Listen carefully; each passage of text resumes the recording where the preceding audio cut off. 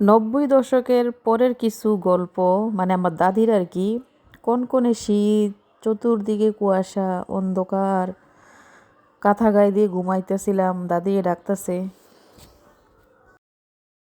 এই সবাই ঘুম থেকে উঠ, তাড়াতাড়ি গরম গরম পিঠা খা। চতুর্দিকে ঘন কুয়াশা, অন্ধকার আর প্রচুর পরিমাণ ঠান্ডা। এখন কিন্তু তেমন ঠান্ডা নাই, আগে কিন্তু প্রচুর পরিমাণে ঠান্ডা। সময়টা ফজর নামাজের পর পর আমার দাদি 3টা থেকে পিঠা বানানো শুরু করতো, তেলের পিঠা। এখন আসলে তেলের পিঠা সচরাচর হয়, কিন্তু তখনকার সময় পিঠা বানাইতো 3টা থেকে শুরু করতো, ফজরের আগে কিন্তু পিঠা বানানি শেষ করতো। তখন কিন্তু মানুষের ঘরে লেফা ছিল না, তারপরে কম্বলা ছিল না, কাঁথা গায়ে দিয়ে সবাই ঘুমাইতো। খাট কিংবা তোষক, এটা তো প্রশ্নই উঠে না। আমরাও কিন্তু কাঁথা গায়ে দিয়ে ঘুমাইছি। এটা আসলে গর্বের বিষয়, এটা আসলে লজ্জার বিষয় না।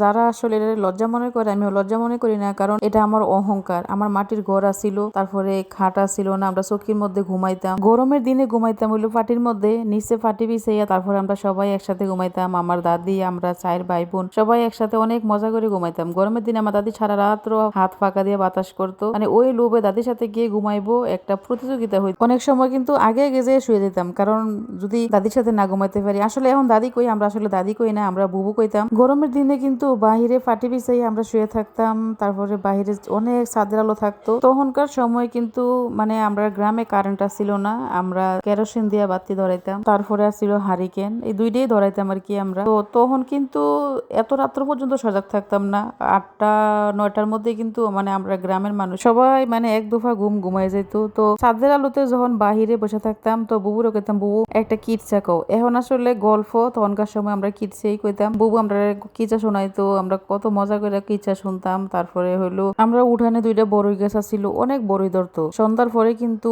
অনেক বড়ই পড়তো, আমরা বড়ই টোকাইতাম, বড়ই খাইতাম। তারপরে আমার বাড়ির আশপাশে কিন্তু অনেক আম গাছ ছিল। কোনো ফল খাইতে কিন্তু কারো বাড়ি যেতে হইতো না, আমরা আশপাশে কিন্তু সব ধরনের ফল গাছ ছিল। বড়ই গাছ থেকে বড়ই বড়ই কিন্তু 3-4 ওরা বড়ই হইতো। এখন আসলে তেমন একটা বড়ই হয় না, বড়ই গাছটিও এখন আর নাই। তো দাদির সাথে সাথে কিন্তু সব শেষ হয়ে গেছে, বড়ই গাছও শেষ, আম গাছও শেষ, মানে ফল গাছ বলতে আর কোনো গাছই তেমন নাই। এখন মাঝে মাঝে মনে পড়ে সেই দিনগুলো যদি আবার ফিরে পাইতাম, আবার যদি প্রাইমারি স্কুলে হাতে করে বই লইয়া দৌড়ে যাইতে পারতাম। আমরা গ্রামে কিন্তু অনেকটি ছোট ছোট মেয়ে ছিলাম, আমরা সবাই একসাথে প্রাইমারি স্কুলে যাইতাম। এখনকার সময় আসলে ড্রেস আছে, তখনকার সময় ড্রেসও আসছিল না, ব্যাগও আসছিল না, জুতো আসছিল না, খালি পায়ে প্রাইমারি স্কুলে যাইতাম। জানি না কে কে খালি পায়ে স্কুলে গেছেন, ব্যাগ ছাড়া স্কুলে গেছেন। আমরা বাচ্চারা কিন্তু এখন কত দামি দামি ব্যাগ নিয়ে স্কুলে যায়, আমরা আসলে ব্যাগ জানি স্কুলে নিয়ে যাই এটাও জানতাম না, এমনি হাতে করে বই লইয়া দৌড়ে যাইতাম। তারপরে হয়তো কোনো কোনো সময় বেঞ্চে জায়গা পাইতাম, কোনো কোনো সময় বেঞ্চে জায়গা পাইতাম না, নিচে বসে আমরা সরে পড়তাম। আমরা একটা আফা ছিল, মানে আফা শুধু ঘুমাইতো আর আমরা আম পাতা জোড়া জোড়া পড়াইতো, আমরাও পড়তাম। মাঝে মাঝে আফার মতো করে কিন্তু আমরাও নিচে শুয়ে ঘুমাই যাইতাম। তখনের সময় কিন্তু কিন্ডারগার্টেন আসছিল না, সব প্রাইমারি স্কুলে আসছিল। তো প্রাইমারি স্কুলে কিন্তু